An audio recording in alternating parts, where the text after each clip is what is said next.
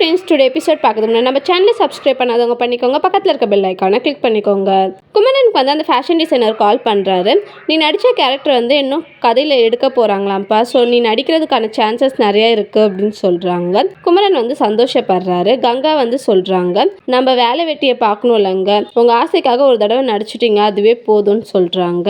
ராகினி அஜயை காட்டுறாங்க. 2 பேரும் காரில் வந்துட்டு இருக்காங்க. அஜய் வந்து சொல்கிறாரு, நீ சீக்கிரமாக என்னை ஏற்றுப்ப ராகினி அப்படின்னு சொல்லிட்டு. நான் இப்போ வரைக்கும் அவங்க கூட இருக்கிறதுக்கு என்ன காரணம், நீங்க கெட்டின தாலியால கிடையாது, காவிரி அந்த வீட்டை விட்டு அனுப்பணுன்றதுக்காக தான் அப்படின்னு சொல்றாங்க. அப்ப வெண்ணிலா வந்து கிராஸ் பண்ணி போறாங்க.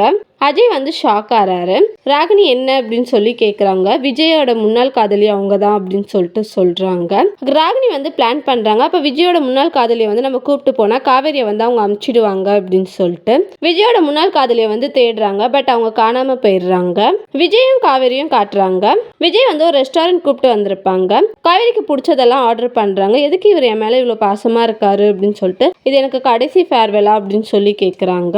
அப்படியே வச்சுக்கோயேன் அப்படின்னு சொல்லிட்டு விஜய் சொல்றாரு. காவேரி வந்து சொல்றாங்க, டைம் பீரியட் முடிஞ்ச உடனே நானே போயிடுவேன், நீங்க எனக்காக எதுவும் பண்ணலாம் வேண்டாம் அப்படின்னு சொல்றாங்க. விஜய் வந்து மனசுக்குள்ளே நினைக்கிறாரு, ஆர்வக்கோளாறு, உன்னை எப்பவுமே நான் விட மாட்டேன், லைஃப் லாங் உன் கூட தான் நான் வாழ போறேன் அப்படின்னு சொல்லிட்டு மனசுக்குள்ள நினைக்கிறாரு. தேங்க்யூ.